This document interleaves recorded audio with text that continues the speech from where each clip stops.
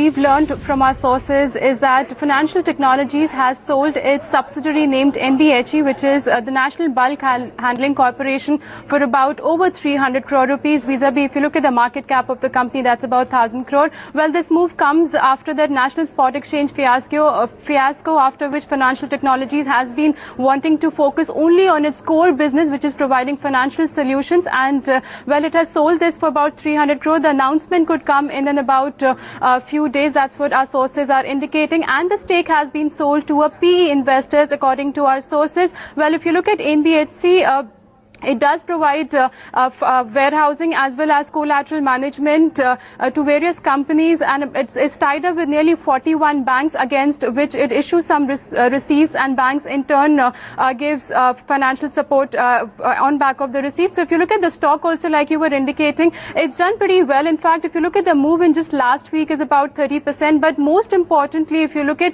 the cash delivery on Friday's session, it's nearly the highest in the last 3.5 months, so almost close to 16 lakh shares were delivered on Friday.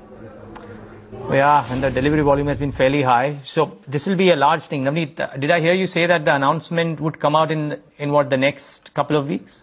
That's right, Neeraj. That's what our sources are indicating, that the deal is already done. Just the announcement is due, and that could come any time. Now, it could be this week or in the coming weeks as well. And well, this is really important for Financial Technologies, because after the National Spot Exchange fiasco, what we've been indicating, the company is in that process of restructuring its business, and it wants to get rid of its non-core assets, and NBHC, being a subsidiary, is one of them. So clearly it wants to raise funds via selling its non-core assets, and that's been the move.